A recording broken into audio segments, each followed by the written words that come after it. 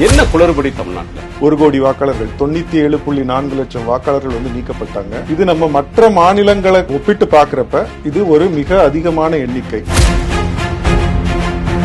இதுல தில்லுமுள்ளு அப்படின்றது எஸ்ஐஆர் தில்லுமுள்ளு அப்படின்னாலோ அல்லது எஸ்ஐஆர் குளறுபடி அப்படின்னாலோ என்னெல்லாம் நடக்கிறது? நீங்க நியாயமா நடந்திருந்ததுன்னா ஒரு 40 லட்சம் பேர் காணாம போயிருக்கலாம். நமக்கு கூட 60 லட்சம் பேர் பக்கத்துல வந்து காணாம போயிருக்காங்க. இப்ப இதுக்கு பதில் சொல்ல வேண்டியது தேர்தல் ஆணையம் தான். அந்த பிஎல்ஓ வந்து அவங்களுக்கு வேலை போய் உட்கார இடம் இல்லைன்னு 2-3 நாள் அவங்க வீட்டுல தான் வச்சு அவங்களுக்கு டீ எல்லாம் போட்டு கொடுத்து ஃபார்ம் ஃபில்அப் பண்ணி கொடுத்துருக்காங்க. அவங்களுடைய பேர் இல்ல. வரிசை எண் 1ல இருந்து 77 வரைக்கும் வரிசையா ஒரு தெருவில் இருக்கக்கூடிய வீடுகள்ல இருக்கக்கூடிய நபர்கள் 1ல இருந்து 77 பேரும் டெலீட்டட், எல்லாரும் இறந்துட்டாங்கன்னு சொல்லிட்டு. அதுல 20 வயசுல இருக்கிறவங்க இருக்கிறாங்க, 19 வயசுல இருக்கிறவங்க இருக்கிறாங்க, 30 வயசுல இருக்கிறவங்க இருக்கிறாங்க. நம்ம போய் பார்த்தா கிட்டத்தட்ட அனைவருமே வந்து அங்க உயிரோட இருக்கிறாங்க. 276 பேர் டெலீட் பண்றாங்க ஒரு பூத்துல 276 பேர். அதுல இறந்தவர்களுடைய எண்ணிக்கை 205. கிட்டத்தட்ட எல்லாருமே செத்து போன மாதிரி. அது எப்படி ஹார்பர்ல ஒருத்தர் கூட வந்து ஆப்சென்டா இல்ல, வெள்ளூர்ல 30,000 பேர் ஆப்சென்டா இருக்கிறாங்க. ஏன் ஆதாரம் இதை லிங்க் பண்ண மாட்டேங்கிறாங்க வாக்காளர் பட்டியல்? இப்ப 23ஆம் தேதி நமக்கு வரப்போற இறுதி பட்டியல் இருக்கு இல்லையா, இதுதான் தேர்தலுக்கான பட்டியல் அப்படின்னு சொல்ல போறாங்களா, இல்ல அவங்க என்னைக்குமே நான் 10 வருஷமா இந்த பூத்துல தான் போட்டிருக்கேன்ட்டு அந்த ஐடி கார்டை தேடிட்டு அங்க போய் ஓட்டு போட நிப்பாங்க, உன் பேர் இல்லமான்னு சொல்லி வெளியில அனுப்புறதுக்கான நிறைய நபர்களுக்கு அது மாதிரி நடக்கிறதுக்கான வாய்ப்புகள் இந்த தேர்தலில் இருக்கு. அவங்க தடுக்கணும்னா என்ன செய்யணும்?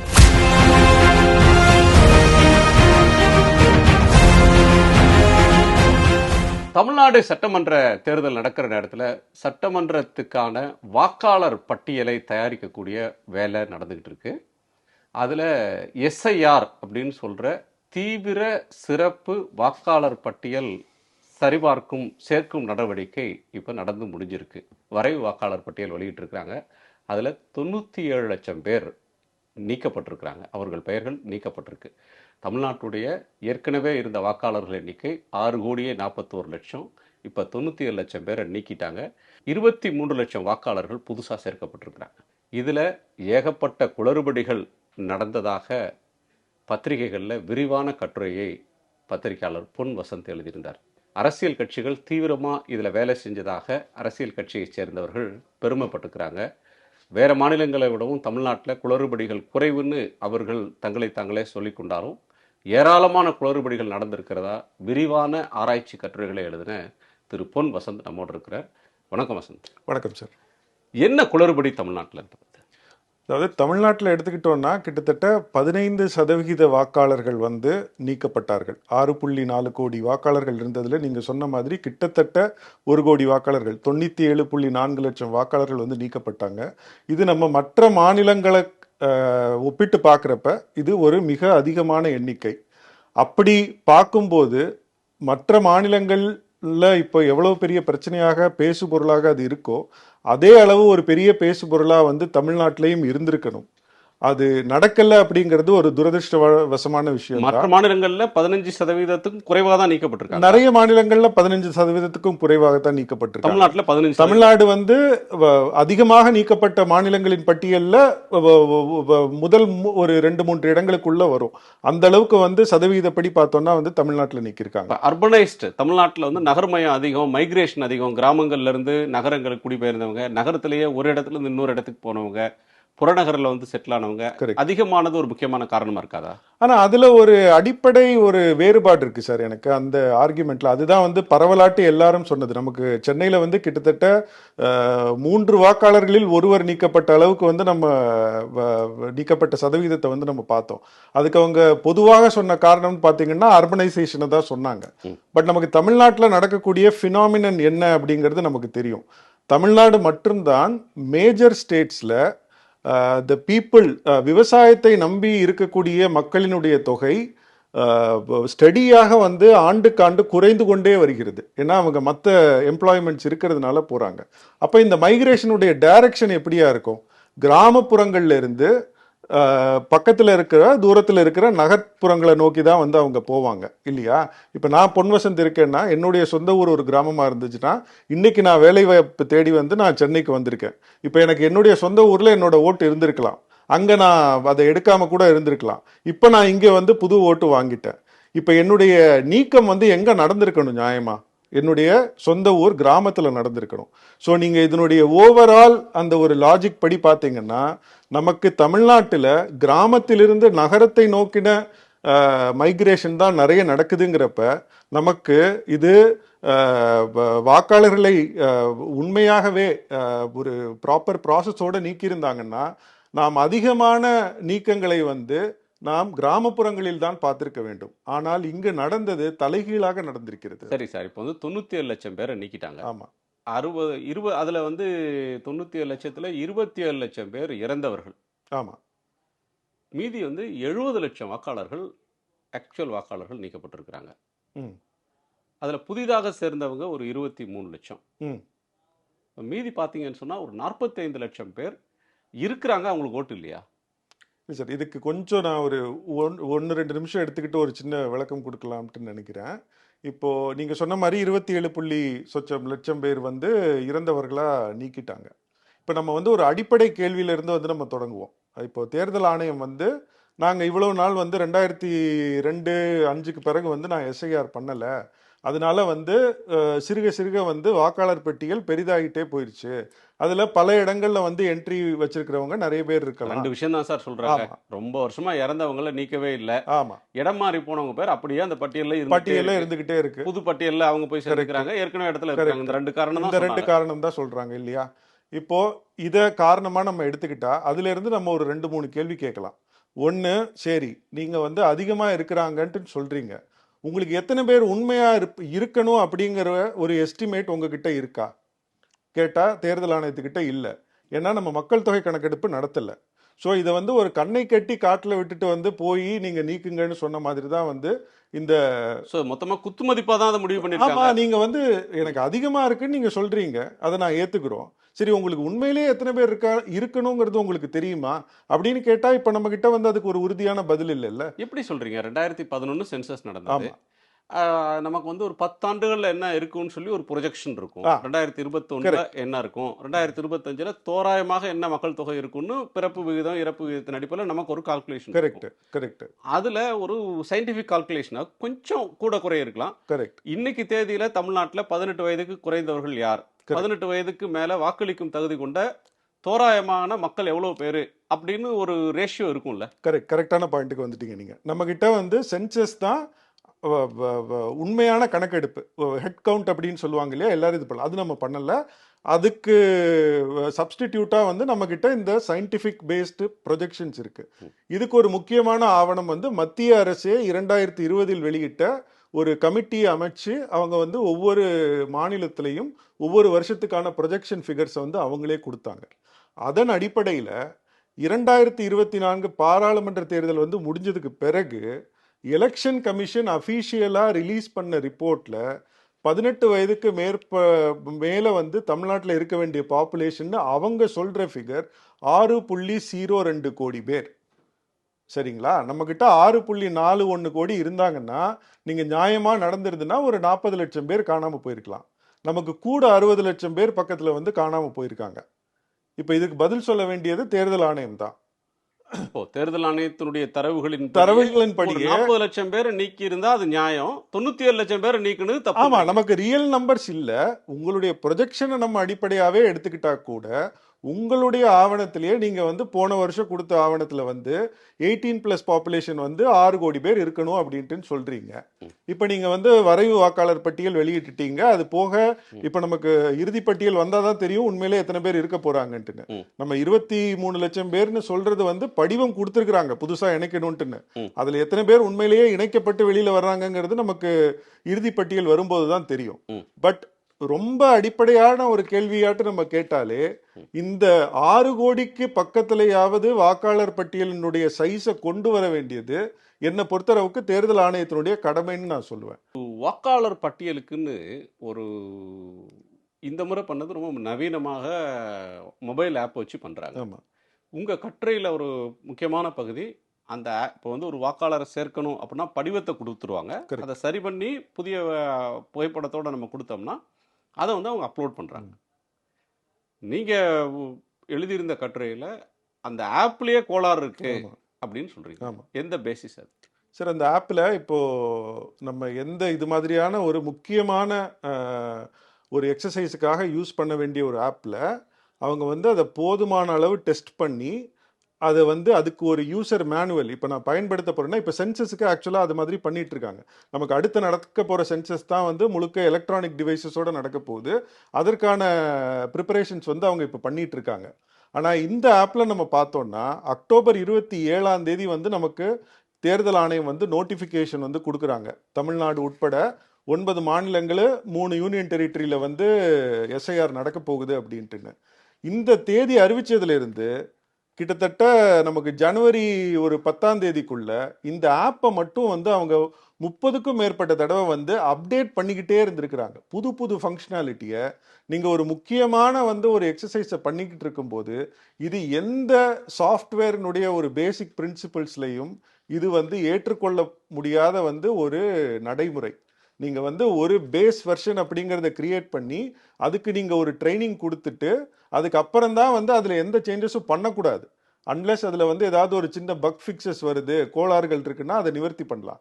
இவங்க வந்து புது புது ஃபங்க்ஷனாலிட்டிஸை வந்து அதில் நுழைச்சிக்கிட்டே இருந்திருக்காங்க. இதை பற்றின எந்த ட்ரைனிங்கும் வந்து தொடர்ச்சியாக சரியான முறையில் வந்து கொடுக்கப்படலை. அது ஒன்று. இன்னொன்று, இந்த ஆப்பை பயன்படுத்தினதுலேயும் இப்போ நமக்கு வந்து பிஎல்ஓஸ் தான் வந்து இதை மெயினாக பயன்படுத்தியிருக்காங்கன்னு தெரியும். அவங்க மிக அதிகமான பணிச்சுமைக்கு வந்து ஆளானாங்க. அதுக்கப்புறம் அன்அஃபிஷியலாக என்ன பண்ணியிருக்காங்கன்னா கடைசி நேரத்தில் காலேஜ் ஸ்டூடெண்ட்ஸ் நிறைய பேரை வந்து வாலண்டியர்ஸாக போட்டு அவங்க மொபைலில் ஆப்பை இன்ஸ்டால் பண்ண சொல்லி ஓடிபியை இவங்க அவங்களுக்கு ஷேர் பண்ணி அதிலிருந்து வந்து அவங்க அப்லோட் பண்ணியிருக்காங்க. இவங்க வேலை வாங்கி அப்லோட் பண்ணி அனுப்புறது எல்லாம் வந்து சிஸ்டத்துக்கு போயிடும். சிஸ்டத்தில் வந்து அவங்க அந்த அல்காரிதம் படி என்னென்னலாம் சேஞ்சஸ் பண்ணணுமோ பண்ணிட்டு நான் 19ஆம் தேதி வெளியிடுறேன்னா மொத்தமாக வந்து அவங்க வெப்சைட்டில் வந்து பப்ளிஷ் பண்ணிடுவாங்க. இந்த அஃபிஷியலுக்குமே நம்ம என்னைக்கு போய் வந்து அந்த பட்டியலை டவுன்லோட் பண்ணி பார்க்குறோமோ அன்னைக்கு தான் அவங்களுமே அதை வந்து பார்க்க முடியும். ஸோ வாக்காளர் பட்டியலை சேர்த்த அந்த பூத் லெவல் ஆஃபீஸர், வாக்குச்சாவடி அதிகாரி, அவருக்கும் யார் பேரை சேர்த்துருக்கோம், யார் பேரை விட்டுருக்காங்க, நம்ம சேர்த்த பேர்லாம் இருக்கா, நீக்கின பேர்லாம் இருக்கான்னு அவருக்கு தெரியாது. வர்ற வரைக்கும் தெரியாது. அந்த பட்டியல் வெளியாகிற வரையும் அவருக்கு தெரியாது. இப்போ அந்த தொகுதிக்கு இருக்கக்கூடிய தேர்தல் அதிகாரிக்கும் தெரியாது, மாவட்ட கலெக்டருக்கும் தெரியாது, மாநில தேர்தல் அதிகாரிக்கே தெரியாது. பட் முழுக்க டெல்லியில் தேர்தல் ஆணையத்தில் தான் ஒரு சென்ட்ரலைஸ்ட் இதில் செய்கிறாங்க. இதில் என்ன ஒரு தவறு நடக்கிறதுக்கு வாய்ப்பு இருக்குன்னு நினைக்கிறீங்க? தவறாட்டு நடந்திருக்குமான்னு தெரியல. ஆனால் இப்படி பண்ணியிருக்க கூடாதுன்ட்டு நம்மளால உறுதியாக சொல்ல முடியும். ஏன்னா இப்போ அந்த பாப்புலேஷன் ப்ரொஜெக்ஷன் பற்றி பேசணும் இல்லையா, நமக்கு ஒவ்வொரு வருடமும் வாக்காளர் பட்டியலுடைய திருத்தம் நடக்கும்போது தேர்தல் ஆணையத்தை வந்து அந்த மேனுவல் ஆஃப் எலக்டோரல் ரோல்ஸ்னு அவங்க ஒரு டாக்குமெண்ட் வச்சிருக்கிறாங்க. ரொம்ப டீட்டெயில்டாக இன்ஸ்ட்ரக்ஷன்ஸ் கொடுக்குறாங்க. பூத் லெவல் ஆஃபீஸர்லேருந்து எலக்டோரல் ரெஜிஸ்ட்ரேஷன் ஆஃபீஸர்லேருந்து டிஇஓ சிஇஓ ஒவ்வொருத்தரும் பண்ண வேண்டிய கடமைகள் அப்படின்ட்டு இருக்கு. அதில் முக்கியமான ஒரு அடிப்படை புள்ளி விவர செக் வந்து அவங்க பண்ண வேண்டியது என்னன்னா, இந்த வாக்காளர் பட்டியலில் இருக்கிற வாக்காளர்களுக்கும் மக்கள் தொகைக்குமான விகிதாச்சாரத்தை வந்து சரி பார்க்கறது இல்லையா. இப்போ அதை தான் நம்ம ஒரு குற்றச்சாட்டாக முன்வைக்கிறோம். நீங்கள் மினிமம் 6 கோடியாவது இருந்திருக்கணும், ஆனால் 5.44 கோடி தான் இருக்கு, ஏன் அப்படிங்கிற கேள்வி எழுப்பப்பட்டிருக்கணும். இப்போ இந்த கேள்வி எழுப்புறதுக்கு அவங்களுக்கு எப்போ வாய்ப்பு கிடைக்கும்? அவங்களுக்கு முன்னாடியே பார்க்கறதுக்கான ஒரு வாய்ப்பு இருந்தால் தானே அவங்க அது இங்கே இவ்வளோ குறைவாக இருக்காங்கிறதே அவங்க அப்போ தானே செக் பண்ண முடியும். அவங்களே வந்து ரிலீஸ் ஆனதுக்கு அப்புறம் தான் பார்க்குறாங்கன்னா இதில் உள்ள என்ன நடந்திருக்குங்கிறதுக்கு அவங்களுக்கு என்ன ஆதாரங்கள் இருக்கும், இல்லை எந்த வகையில் வந்து அவங்க தெரிஞ்சுக்க முடியும்? இப்போ வேறு மாநிலங்களில் உள்ள பிரச்சனைன்னு பார்த்தீங்கன்னு சொன்னால், இப்போ கர்நாடகாவில் ஒரு வாக்காளர் பட்டியலிருந்து பேரை நீக்கிறதுக்கு அரசியல் கட்சிக்காரங்க விண்ணப்பிக்கணும். இன்னார பேரை நீக்குங்க, அவர் இல்லைன்னு சொல்லி அந்த பிஎல்ஏ விண்ணப்பிக்கணும். அது வந்து அந்த பிஎல்ஏவுக்கே தெரியாமல் பிரைவேட் ஏஜென்சியை வேலைக்கு வச்சு அவர்கள் குறிப்பிட்ட சிலருடைய பெயர்களெல்லாம் நீக்கினாங்க அப்படின்றது கர்நாடகாவில் எழுந்த குற்றச்சாட்டு. வேற ஸ்டேட்லயும் இது நடந்திருக்கு. இதுல தில்லுமுள்ளு அப்படின்றது எஸ்ஐஆர் தில்லுமுள்ளு அப்படின்னாலோ அல்லது எஸ்ஐஆர் குளறுபடி அப்படின்னாலோ என்னெல்லாம் நடக்கிற ஸ்கோப் இருக்கு? சார் இது இவ்வளவு ஒரு வெளிப்படைத்தன்மை இல்லாம நடக்கிறதுனால நம்ம வந்து கர்நாடகாலையும் வெஸ்ட் பெங்கால்லையும் நடக்கிறத வச்சு அது மாதிரியான குளறுபடிகள் இங்கேயும் நடந்திருக்கலாம் அப்படின்ட்டுன்னு வந்து நம்ம ஊகிக்கலாம். யூகிக்கலாம். அதுக்கான ஆதாரங்கள் இது வரைக்கும் வரல. அங்க செஞ்ச மாதிரி இதுல ஒரு அடிப்படை வேறுபாடா என்ன பாக்குறேன்னா, அந்த 2 மாநிலங்கள்லையுமே ஒரு மத சிறுபான்மையினரையோ இல்ல ஒரு வேற மார்ஜினலைஸ்டு செக்ஷன் யாரையோ ஒரு குறிப்பிட்டு வந்து அவங்க நீக்கப்படலாம் என்கிற ஒரு அச்சம் வந்து அங்க ஒரு பெருசா இருந்தது. அது வந்து ஒரு பெரிய பேசுபொருள் ஆகிறதுக்கு ஒரு முக்கிய காரணமா இருந்ததுன்னு நினைக்கிறேன். மதுரை வாயில நான் ஒரு எக்ஸாம்பிளே சொல்றேன். நான் வந்து ஒரு தெருவில் அதிகமான ஒரு 150 பேர் இருந்திருக்காங்கன்னா கிட்டத்தட்ட ஒரு 80-90 பேர் காணாம போயிட்டாங்கன்ட்டு வந்து டேட்டா சொல்லுது. 150க்கு 90 அந்த மாதிரி சொல்லுது ஒரே தெருவில். நான் போயிட்டு வந்து பார்க்குறேன். ஒரு அம்மா கிட்ட கேட்குறப்ப நான் அந்த நீக்கப்பட்டவர்களின் பட்டியலை வச்சுட்டு போறேன். அதுல அவங்க பேர் இருக்கு எதேச்சியா அந்த வீட்டு நம்பரை பார்க்குறப்ப. இல்லைங்களேன்னா அந்த அம்மா அதுல ஒரு ஒரு ஒரு டிராஜிக் காமெடின்னு சொல்லலாம். என்னன்னா அந்த பிஎல்ஓ வந்து அவங்களுக்கு வேலை போய் உட்கார இடம் இல்லைன்னு 2-3 நாள் அவங்க வீட்டில் தான் வச்சு அவங்களுக்கு டீலாம் போட்டு கொடுத்து ஃபார்ம் ஃபில்அப் பண்ணி கொடுத்துருக்காங்க. அவங்களுடைய பேர் இல்லை, அவங்களுடைய கணவரினுடைய பேர் வந்து இருக்கு. அவங்க வந்து ரொம்ப அதிர்ச்சி ஆயிட்டாங்க. நான் ஃபில்அப் பண்ணி கொடுத்தனே எப்படி போட நீக்கப்பட்டவங்க பேர்ல அவங்க பேர் இருக்கு, அவங்களுக்கு தெரியாது. அவங்க உடனே ஆளுங்கட்சியினுடைய முகவர் தான் அங்க வந்து முக்கியமா வேலை பார்த்திருக்காரு. அவங்களுக்கு போனே அடிச்சுட்டாங்க நான் இருக்கும்போது. அவர் வந்தா அந்த பூத்துல இன்னொரு டிஃபிகல்ட்டி என்ன நடந்திருக்குன்னா, அதை பத்தி நமக்கு வாய்ப்பு கிடைச்சுன்னா பின்னாடி விரிவா பேசலாம். இந்த வாக்குச்சாவடி மறுசீரமைப்பு இந்த பூத்தையுமே கூட வந்து 2ஆ பிரிச்சுட்டாங்க. சோ இவங்க என்ன கன்ஃபியூஷன் வரும்னு சொன்னா, இப்ப வந்து இந்த இடத்துல இவங்க பேர் இல்லையா, முதல்ல வந்து 2 பட்டியல் இருக்கு. ஒன்னு வரைவு வாக்காளர் பட்டியல். வரைவு வாக்காளர் பட்டியல்ல 600 பேர் இருக்கு. கரெக்ட். அதுல வந்து 50 பேர் இல்ல.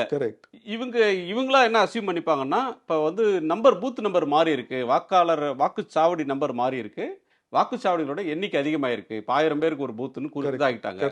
சோ உங்க பேர்லாம் அந்த பூத்துல இடம்பெற்று இருக்கும். சொன்னதை நீங்க அப்படியே சொல்றீங்க. அவர் வந்துட்டு அவரால வந்து நான் சொன்னதை ஏத்துக்க முடியல. அவரு 2 பூத், இந்த ஒரு பூத் 2 பூத்தா மாறி இருக்கு இல்லையா, 2னுடைய வாக்காளர் பட்டியலை எடுத்துட்டு வச்சு நான் ஒரு 10 நிமிஷம் வெயிட் பண்ணி, அது எப்படிமா உன் பேர் இல்லாம இருக்கும், நாலமா கொடுத்தேன், ஓ வீட்டுக்காரர் பேரு நான் பார்த்தமா இங்க இல்லைன்னா அடுத்த பாகத்துல இருக்குன்னு கிட்டத்தட்ட அந்த 2 பாகத்திலையும் சேர்த்து இருக்கிற 700 வாக்காளருடைய பேரையும் என் முன்னாடி வச்சு ஒண்ணா போய் பார்த்தாரு. பார்த்ததுக்கு அப்புறம் ஆமாம்மா இல்ல நான் ஃபார்ம் கொடுத்து சேர்க்க சொல்லிடுறேன்ட்டாரு. இப்ப இதே மாதிரி தெரியாதவர்கள் எத்தனை பேர் இருந்திருப்பாங்க எனக்கு புரியாது. நான் அவர்கிட்ட கேட்டது, சார் இந்த டெலீட்டட் லிஸ்ட் உங்ககிட்ட இல்லையான்னு கேட்டேன். சார் இது எங்க போய் எடுக்கிறது எனக்கு தெரியாதுங்கிறாரு. நான் என்னிடம் இருந்த காப்பியை நான் அவர்கிட்ட கொடுத்துட்டு வந்தேன். இப்ப டெலீட்டட், அதாவது யார் யார் பெயரை நீக்கினாங்கன்றத முதல்ல தேர்தல் ஆணையம் சொல்லல, அதுக்கே கோர்ட்டுக்கு போனாங்க. ஆமா, எஸ்ஐஆர் ரிலேட்டட் கோர்ட்ல போய் உச்சநீதிமன்றத்தில் ஆர்கியூ பண்ணி நீங்க ஒரு பேரை நீக்குறீங்க, நீக்கின பட்டியலை முதல்ல வெளியிடுங்க. நீங்க வரைவு பட்டியல் வெளியிடுறதோட நிறுத்திட்டாங்க, யார் யார் பேர் இருக்குன்றதோட நிறுத்தினாங்க. ஏன் நீக்கின பட்டியலை வெளியிட்டு நீக்கினதுக்கு காரணம் சொல்லுங்க. அது டெத்தா, ஷிஃப்டடா, ரீலோகேட்டடா, என்ன காரணம், ஆப்சென்டா, என்ன காரணம்னு சொல்லுங்க அப்படின்னு சொன்ன பிறகுதான் இந்த பட்டியலை வெளியிடுறாங்க. ஆனா இன்னமும் இந்த நீக்கப்பட்ட பட்டியலை கையில எடுத்துக்கிட்டு ஏன் நீக்குனாங்க அப்படின்ற ஒண்ணு இல்ல சார். நான் இதுல வசந்த், இதுல எனக்கு முக்கியமா கேட்கறது, இப்போ ஒரு பிஎல்ஓ இருக்கிறாரு, பிஎல்ஏ இருக்கிறாரு, ஒரு அரசியல் கட்சியை சேர்ந்தவர் இருக்காரு. நான் தான் உங்க படிவத்தை எழுதுனேன், நான் அதிகாரி அப்லோட் பண்ணும்போது நான் இங்க வச்சு தானே அப்லோட் பண்ணோம், அந்த அதிகாரி இங்க வீட்டுக்கு வந்தாரு, நீங்க இருக்கீங்கன்றத பார்த்து அப்ளிகேஷன் நீங்க கொடுத்தீங்க, அப்லோடு பண்ணோம் அப்படின்னு சொல்றாரு. பண்ண பெயர் எப்படி நீக்கப்படும் அதுதான் தெரியலையே. அது ஒரு பிளாக் பாக்ஸா தானே இருக்கு நமக்கு.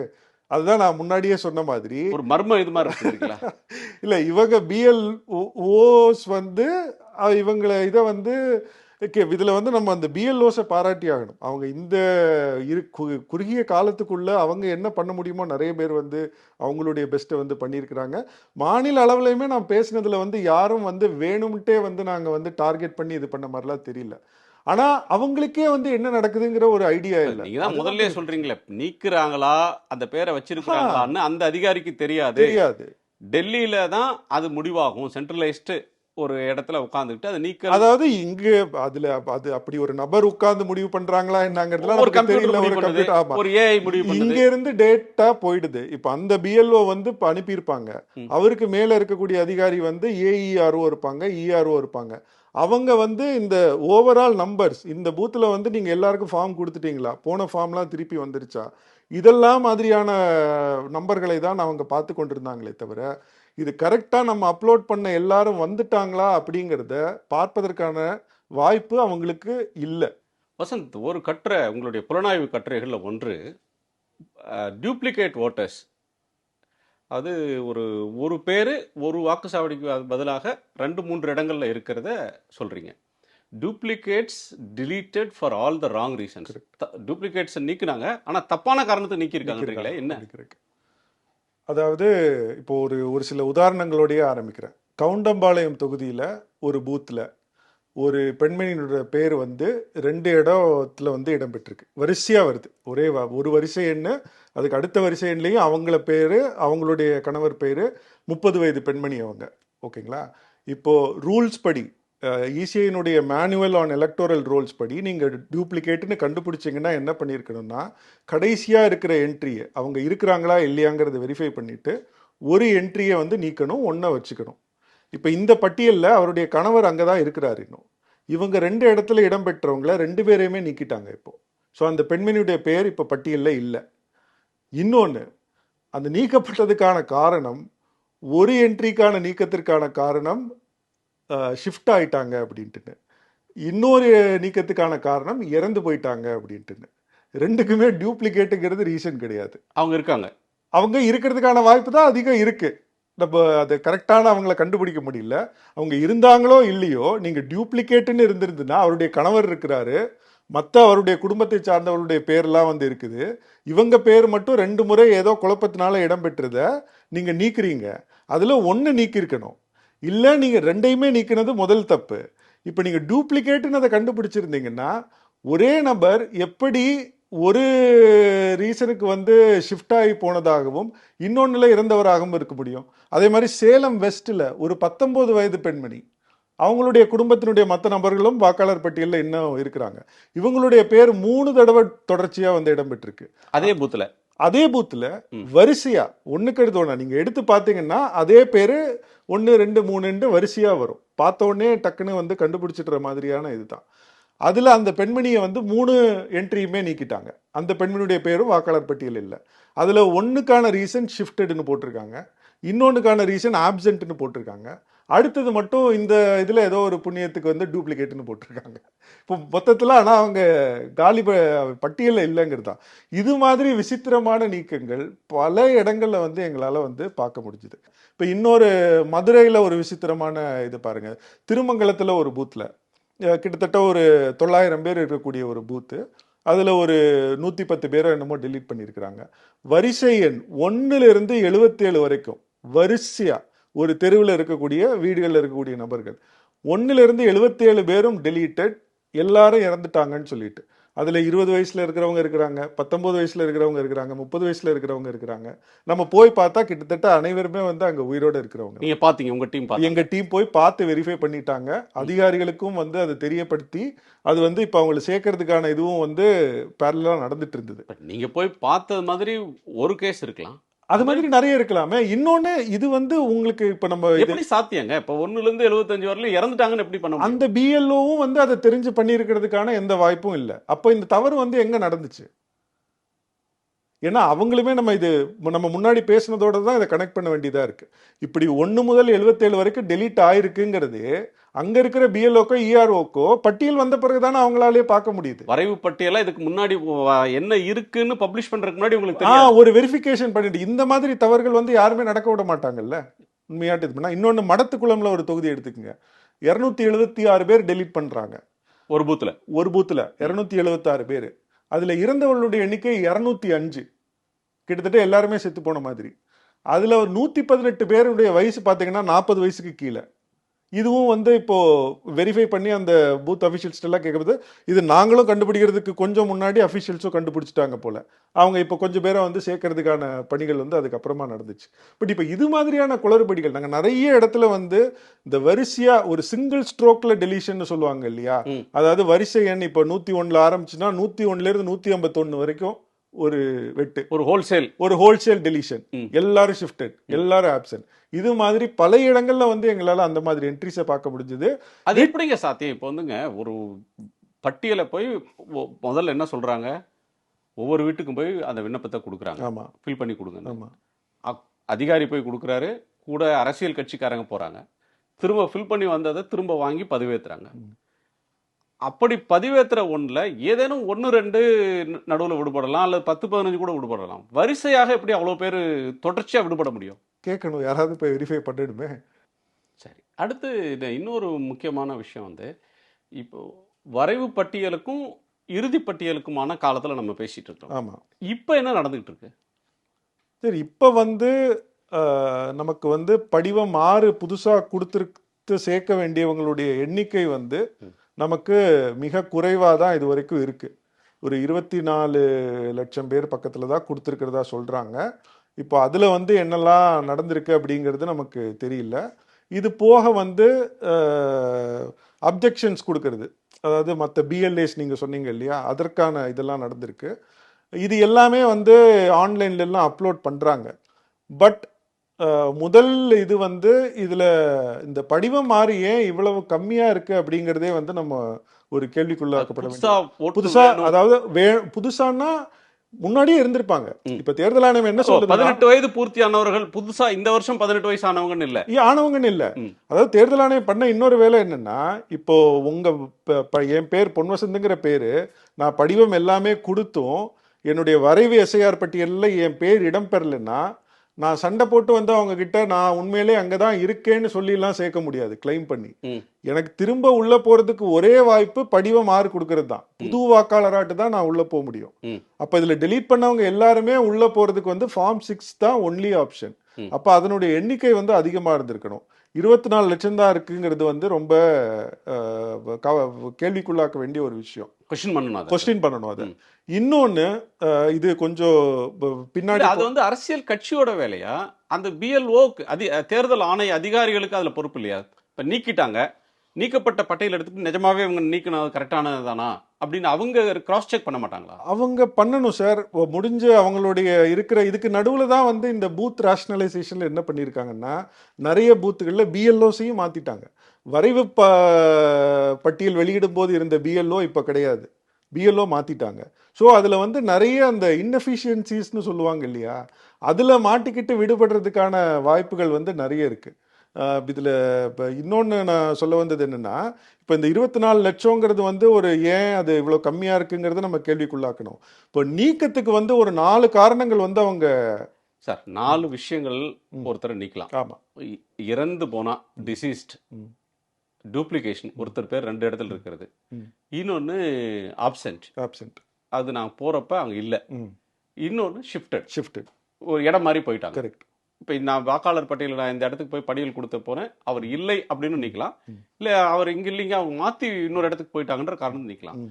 ஆனால் இதில் என்ன நீக்கப்பட்டதில் பெருவாரியான கேசஸில் ஆப்சென்ட் அண்ட் ஷிஃப்டட் இதை வந்து அதிகமாக சொல்கிறாங்களே. இதில் 2 குழப்பங்கள் வந்து நடந்திருக்கு சார். ஒன்று, நம்ம ஆப்சென்ட்டினுடைய டெஃபினிஷனை முதல்ல வந்து நம்ம கரெக்டாக புரிஞ்சுக்கணும். ஆப்சென்ட் அப்படிங்கிறது நீங்கள் சொன்ன மாதிரி 3 முறையாவது மினிமம் போகிறப்ப அந்த வாக்காளரை உங்களால் அந்த பீரியடுக்குள்ளே கண்டுபிடிச்சு பேச முடியலங்கிறது தான். எலெக்ஷனுடைய மேனுவலே என்ன சொல்லுதுன்னா, absentee voters continue to be ordinary residents of that constituency. அவர்கள் அங்கு இருக்கும் எலிஜிபிளான வாக்காளர்கள் தான். நீங்கள் போனப்போ அவரை பார்க்க முடியல அப்படிங்கிறது தான் வந்து அதனுடைய அர்த்தம். ஸோ அவங்க ஆப்சென்ட்னு மார்க் பண்ணப்பட்டு டெலீட் பண்ணவங்க எல்லாருமே டெஃபினிஷன் படி பார்த்தா வாக்காளர் பட்டியலில் இடம்பெற வேண்டியவர்கள்.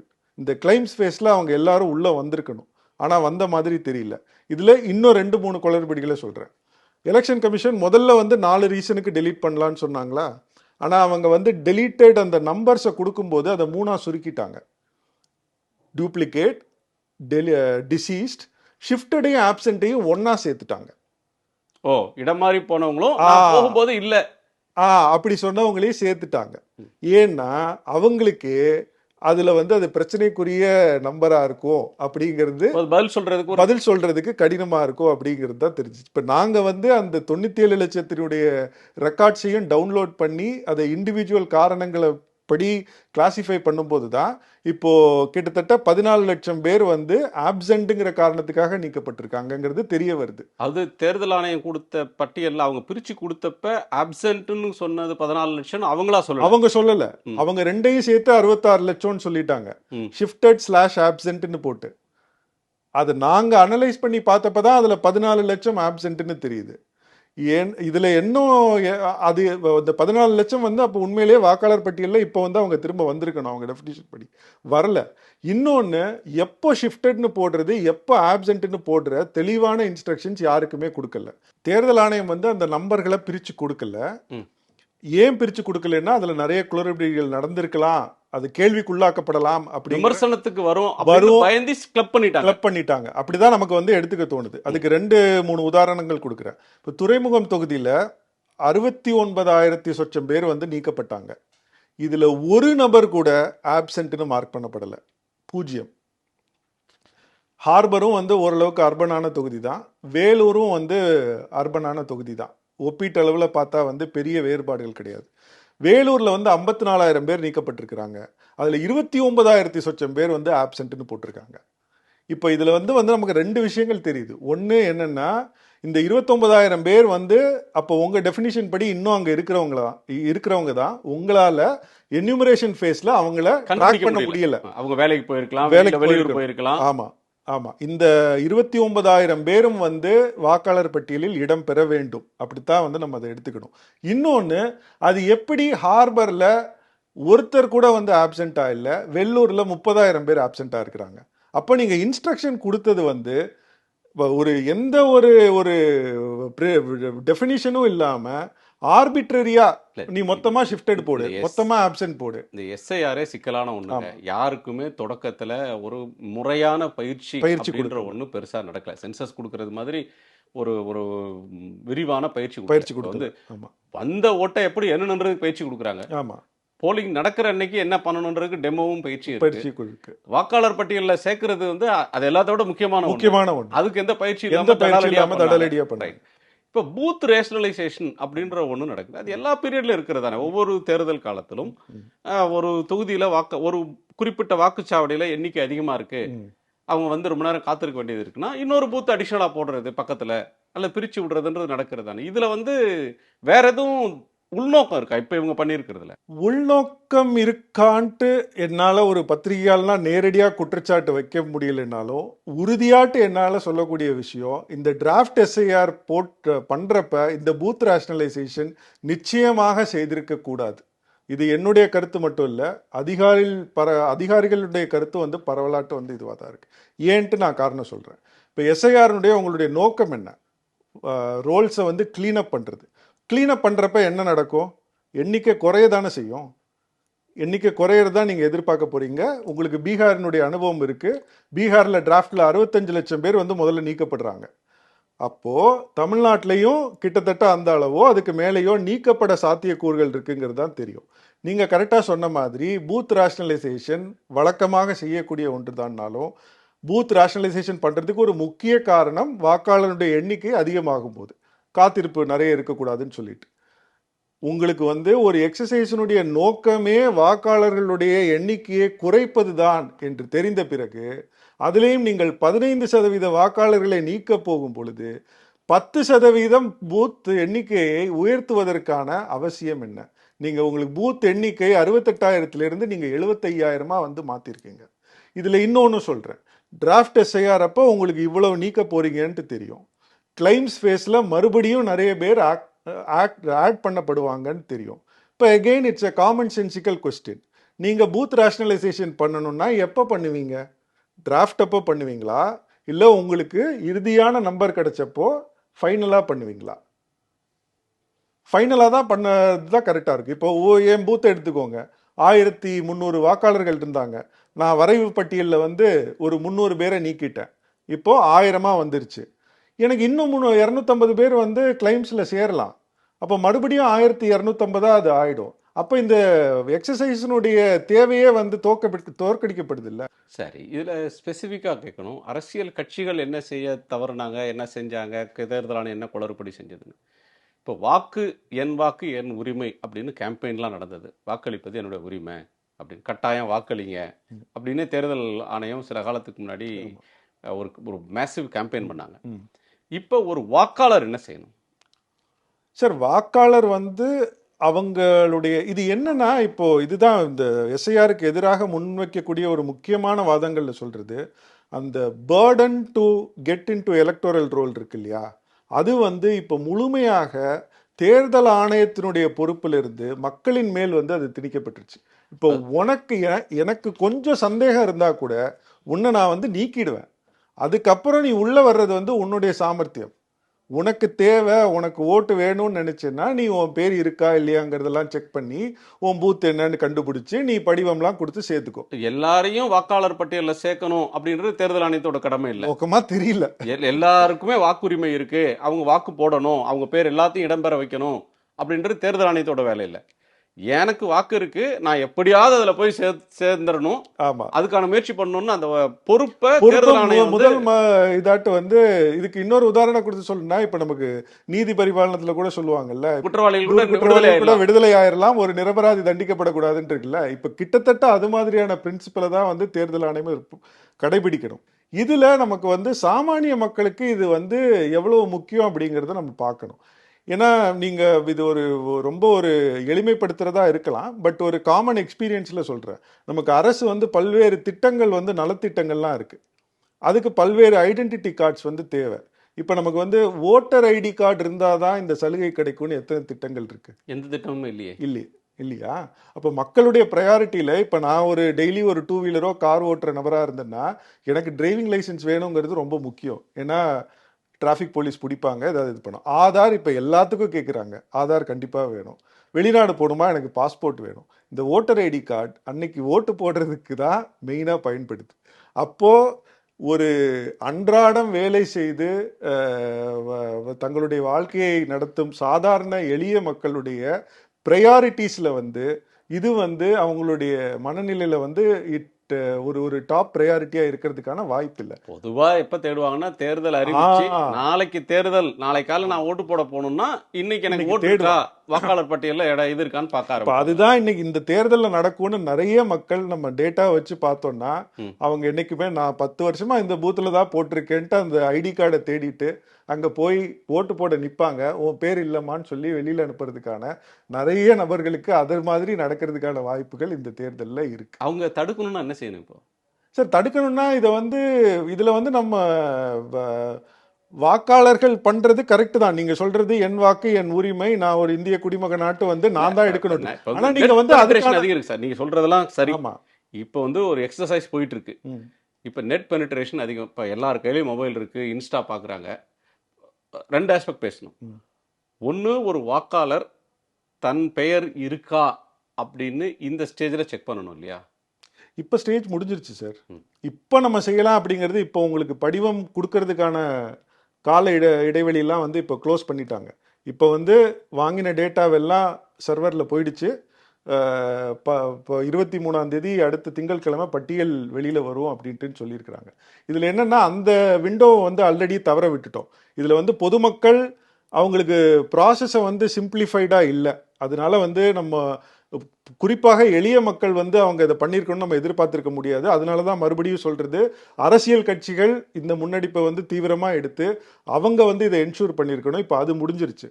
இப்போ சட்ட ரீதியாக என்ன செய்யலாம்னா, பொதுவாகவே தேர்தல் நடக்கும் காலங்களில் நீங்கள் உங்களுடைய நாமினேஷன் தாக்கல் பண்ணுறதுக்கான அவகாசம் இருக்கிற வரைக்கும் சப்ளிமெண்டரி லிஸ்ட் விடுவாங்க. நீங்க வந்து ஃபார்ம் 6 வந்து நீங்க கொடுத்து சேர்ந்துக்கலாம். வாக்காளர் பட்டியல் ஒன்று இருக்கும், கடைசி அச்சடிச்சு அப்ப கடைசி நாள் வரையிலும் ஒருத்தர் விண்ணப்பத்தை கொடுத்து தன் பெயரை சேர்த்துக்கிட்டு போலிங்க்குன்னு ஒரு பட்டியல் வந்து வெளியிடுவாங்க. அந்த பட்டியல்ல உங்க பேர் இடம் பெற்றுச்சுன்னா நீங்க வந்து போய் வாக்களிக்கலாம். சோ இப்பவும் காலம் முடிஞ்சிரல, இப்பவும் வாக்காளர்கள் தங்கள் அது நமக்கு இன்னும் தெரியல. இந்த வாட்டி தேர்தல் ஆணையம் இது எஸ்ஐஆர் வந்து அவங்க இவ்வளவு தீவிரமா எடுத்து நடத்துறதுனால இப்ப 23ஆம் தேதி நமக்கு வரப்போற இறுதி பட்டியல் இருக்கு இல்லையா, இதுதான் தேர்தலுக்கான பட்டியல் அப்படின்னு சொல்ல போறாங்களா, இல்ல நாமினேஷன் வரைக்கும் வந்து நீங்க எப்பொழுதும் ஒவ்வொரு தேர்தலுக்கும் எல்லா தேர்தலும் இருக்கிற நடைமுறை தானே. இப்ப இதையும் மாத்திடுவாங்கன்னு பயப்படுறீங்களா? நிறைய மாறிக்கிட்டு இருக்கேன். இப்படி எஸ்ஐஆர் வந்து ஒரு மாசத்துக்குள்ள பண்ணுவாங்கன்ட்டு வந்து நம்ம எதிர்பார்க்கலையே. அது நடந்தப்ப வந்து இதுவும் நடக்கலாம். சோ அந்த பூத் ரேஷனலைசேஷன் அப்படின்ற ஒண்ணு வாக்குச்சாவடி பூத்தோட எண்ணிக்கையை அதிகப்படுத்தினதுக்கு பின்னாடி யார் விடுபட்டாங்க யார் விடுபடல அப்படின்னு ஒருத்தங்க வந்து எளிதா புரிஞ்சு கொள்ள முடியாம ஒரு குழப்படிக்கக்கூடிய ஒரு விளைவை தான் அது நோக்கமானு தெரியல. ஆனா விளைவு நிச்சயமா இருந்திருக்கு. பட் விளைவு அவங்களுக்கு தெரியும் தானே. தெரியும். தேர்தல் ஆணையத்துக்கு தெரியாம இருக்கிறது. இப்ப நான் விசாரித்த வரையில் மிடில் லெவல்ல இருக்கக்கூடிய நிறைய அதிகாரிகளுமே வந்து இதை வெளிப்படையாகவே தெளிவுபடுத்திருக்கிறாங்க. இது ஏன் இப்ப பண்றீங்க, ஃபைனல் பட்டியல் வெளியிடும் போது பண்ணுங்க அப்படின்னு சொல்லிட்டு. ஏன்னா நீங்க பூத் உங்களுக்கு நம்பர் குறையுது சார். ஓட்டர் நம்பர் வந்து கிட்டத்தட்ட 1 கோடி பேரை நீங்க குறைக்கும் போது நீங்க பூத்துகளை என்ன அதிகப்படுத்துறதுக்கான என்ன அவசியம் இருக்கு? நீங்க 23 லட்சம் பேர் சேர்ந்திருக்கிறாங்க. ஆமா. எவ்வளவு பேர் இந்த புதிய வாக்காளர்கள் சேர்த்த பிறகு, இந்த 20 விடுபட்டவங்களை சேர்த்த பிறகும் இன்னமும் குளறுபடி இருக்குன்னு நினைக்கிறீங்களா? இல்ல, இந்த நம்பர் ரொம்ப குறைவா இருக்கிற மாதிரி இருக்கு. இன்னொரு 10 லட்சம் பேர் இருக்கலாம். இல்ல, நம்ம அதுதான் நான் சொல்றேன். நான் முதல்ல சொன்ன மாதிரி இது வந்து முதல்ல தேர்தல் ஆணையத்துக்கு உண்மையிலேயே வாக்காளர் பட்டியலை கிளீனப் செய்வதுதான் நோக்கமாக இருந்திருந்ததுன்னா, இப்ப சென்சஸ் அடுத்த வருஷம் நடக்க போகுது. அவங்க வந்து சென்சஸோட இதை கிளப் பண்ணியிருக்கணும். நீங்க சென்சஸுக்கு என்யூமரேட்டர் போறப்ப நீங்களும் என்யூமரேட்டர் அனுப்புங்க. உங்களுக்கு சென்சஸ்ல என்ன நம்பர்ஸ் வரப்போகுதுன்னு தெரியும். ஒரு தொகுதியில எத்தனை பேர் இருக்க வேண்டும் என்பது உங்களுக்கு தெரியும். அப்போ அதே நம்பர்ஸ் உங்களுக்கு இருக்காங்களான்னு கம்பேரிசன் பண்ண முடியும். இப்போ நம்ம எதோட கம்பேர் பண்றது? இப்போ நீங்க 5.44 தான் சரியான வாக்காளர் பட்டியலுடைய சைஸ்ன்னு நீங்க எதை வச்சு சொல்லுவீங்க? அதுக்கு தான் நான் சொல்றேன், நம்ம கிட்ட இப்போ இருக்கிற ஒரே ப்ரொஜெக்டட் ஃபிகர், அது தேர்தல் ஆணையமே வெளியிட்ட ஃபிகர் 6 கோடி. இப்போ 6 கோடிக்கு நமக்கு பக்கத்துல கூட வரலையே. அப்ப அதுக்கு கம்மியா இருந்தா கூட கரெக்ட் தான் அப்படின்னா அதை ஜஸ்டிஃபை பண்ண வேண்டியது தேர்தல் ஆணையத்தினுடைய கடமை தான். ஸோ இப்போ தேர்தலில் போட்டியிடுறவங்க, அரசியல் கட்சியை சேர்ந்தவங்க இப்போ பார்க்க வேண்டியது நீக்கப்பட்டவர்களுடைய பட்டியல். இறுதி பட்டியல் வந்த பிறகு நீக்கப்பட்டவர்களுடைய பட்டியலை இன்னமும் பார்க்கலாம். அவங்க கண்டிப்பா வந்து பார்க்கணும். இப்ப படிவம் யாரு கொடுத்துருக்குறாங்க. இப்ப முக்கியமாட்டு வந்து கர்நாடகாவில் வந்து நீங்க சொன்னீங்க இல்லையா, இந்த மற்றவங்களை நீக்க சொல்லி பிஎல்ஏஸ் வந்து ஒரே இடத்துல இருந்து கொடுத்தது. இப்ப அது மாதிரியான குளறுபடிகள் எதுவும் இங்க நடந்திருக்கா அப்படிங்கிறதும் ரொம்ப விஜிலண்டா வந்து அரசியல் கட்சிகள் பார்க்கணும். அது போக இப்போ எஸ்ஐஆர் பட்டியலில் சேர்க்கறதுக்கான கால அவகாசம் வந்து இப்போ நமக்கு முடிஞ்சிருச்சு. இவங்க வந்து ஒருவேளை தேர்தல் ஆணையம் வந்து இதுதான் தேர்தலுக்கான பட்டியல்னு சொன்னாங்கன்னா அதுக்கு சட்ட போராட்டம் நடத்தி, ஏன்னா நிறைய பேர் விடுபட்டிருக்க வாய்ப்பு இருக்குங்கிறதுனால அந்த பழைய தேர்தல்களில் நடந்த மாதிரி நாமினேஷன் வரைக்கும் வந்து புது படிவங்களை ஏத்துட்டு அவங்கள வாக்களிக்க அனுமதிக்கணுங்கிறதுக்கு அனைத்து அரசியல் கட்சிகளும் ரொம்ப தீவிரமா அதுக்காக குரல் கொடுக்கணும். நிச்சயமா அது ஏற்கனவே பல தேர்தல்களில் வழமையா நடக்கக்கூடிய ஒரு செயல்பாடு தான். ஆமா ஆமா. ஏன் ஆதாரம் இதை லிங்க் பண்ண மாட்டேங்கிறாங்க வாக்காளர் பட்டியலையும்? அவங்க தான் சார் ஆதாரும் பேனும் லிங்க் பண்றாங்க. எல்லாவற்றையும் வங்கி கணக்கோட ஆதார லிங்க் பண்றாங்க, பேன் லிங்க் பண்றாங்க. சார் நம்ம டிஜிட்டல் இந்தியான்னு நிறைய சொல்றோம். இது மறுபடியும் இந்த டூப்ளிகேட்ஸ் கணக்குக்கு தான் வரணும். இது என்னன்னா மேனுவல் ரோல்லையே அவங்க ஒரு டேர்மே வச்சிருக்காங்க, டெமோகிராஃபிக்கலி சிமிலர் என்ட்ரிஸ் அப்படின்னு சொல்லிட்டு ஒரு கேட்டகரி வச்சிருக்காங்க.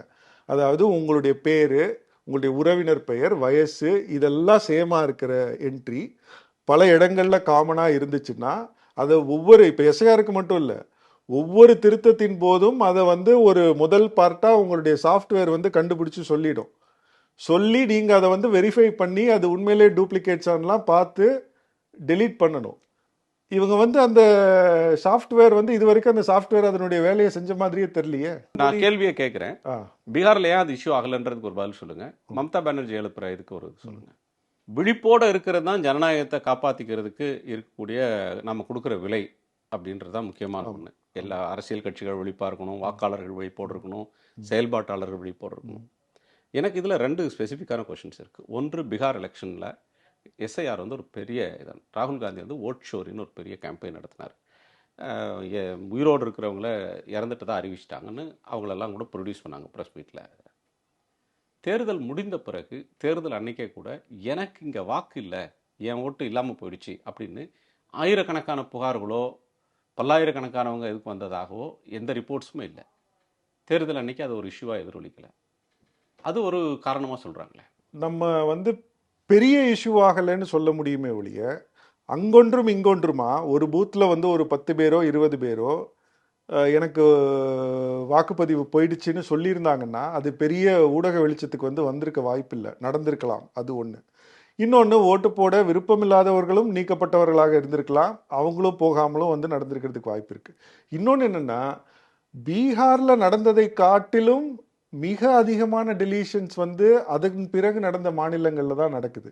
எங்கிட்ட சில உயர் அதிகாரிகள் பேசும்போதே சொன்னது, பீகாரில் கூட முதல் தடவையாக பண்ணுறதுனால இந்த சாஃப்ட்வேர்னுடைய இன்டர்வென்ஷன் வந்து இந்த அளவுக்கு இல்லை. இந்த பிஎல்ஓ ஆப் இருக்கு இல்லையா, அதில் இவ்வளோ ஃபங்க்ஷனாலிட்டிஸ், இப்போ இந்த பெங்காலில் வந்து மம்தா பானர்ஜி அந்த லாஜிக்கல் டிஸ்கிரிபன்சிஸ் இன் நேம்ஸ் எல்லாம் சொல்கிறாங்கல்ல, இதை வச்செல்லாம் கண்டுபிடிச்சி நீக்கிறதுக்கான ஆப்ஷன்ஸ் எல்லாம் அப்போ கொண்டு வரல. ஸோ இன் ஒன் வே பீகாரில் புதுசாக பண்ணினதுனால அது பயங்கர எதிர்ப்பை இது பண்ணினாலும் அதுக்கு உடனடியாக பொலிட்டிக்கல் ரியாக்ஷன்ஸ் இருந்ததுனால ஓரளவுக்கு வந்து நிறைய பேரை வந்து அங்கே சேர்த்துட்டாங்க. நம்பர்களே நம்ம பார்ப்போமே, பீகாரினுடைய இதில் மொத்தம் 65 லட்சம் பேர் போனதில் அதை காட்டிலும் தமிழகத்தில் அதிகமான பேர் நீக்கப்பட்டிருக்காங்க. அங்கே கிட்டத்தட்ட 35 லட்சம் பேர் திரும்ப வந்துட்டாங்க. இப்போ இங்கே நமக்கு வந்து 1 கோடி பேர் பக்கத்தில் நீக்கி இருக்கோம், 24 லட்சம் பேர் பக்கத்தில் தான் வந்திருக்கிறாங்க. படிவம் கொடுத்துருக்காங்க, நமக்கு வந்தால் தான் தெரியும் உண்மையிலே எத்தனை பேர் வந்திருக்காங்க, சேர்த்தல் எவ்வளவு அப்படிங்கிறது தெரியும். ஸோ அங்கே ஒன்றும் இங்கே ஒன்றுமா வந்து பூத்துக்கு 10 பேர் 20 பேர் காணாமல் போயிருந்தா அது ஒருவேளை வந்து பெரிய அளவில் ஊடக வெளிச்சத்துக்கு வராமல் கூட வந்து அது நடந்திருக்கலாம். இன்னொன்று அடிப்படையாக நம்ம கேட்க வேண்டியது என்னென்னா, தேர்தல் ஆணையம் நீங்கள் இவ்வளவு அவசர கதியில் இதை செய்வதற்கான காரணம் என்ன? நீங்க உண்மையிலே வந்து no eligible voter should be left பிஹைண்ட்னா அதை வந்து நீங்க எப்படி என்ஷூர் பண்ணிருக்கங்கிறத ஜஸ்டிஃபை பண்ண வேண்டியது ஆணையத்தினுடைய இதுல வந்து நம்ம வந்து பொலிட்டிக்கலி டார்கெட்டட் பீப்புளை தான் நீக்குறாங்க அப்படிங்கிற குற்றச்சாட்டுக்குள்ள நம்ம போகலைன்னா கூட எலிஜிபிள் ஓட்டர்ஸ் இடம்பெறலைங்கிறதுக்கு சாலிடான ப்ரூஃப் இருக்கு. அப்போ அதை வந்து நிவர்த்தி செய்ய வேண்டியது தேர்தல் ஆணையத்தினுடைய கடமை தான். அதை அவங்க பண்ணவே இல்லை. ரொம்ப நன்றி வசந்த், நிறைய பேசியிருக்கோம். நன்றி சார், நன்றி, தேங்க்யூ. உடனுக்குடன் செய்திகளை தெரிந்து கொள்ள சன் நியூஸ் பெல் ஐகானை கிளிக் பண்ணுங்க.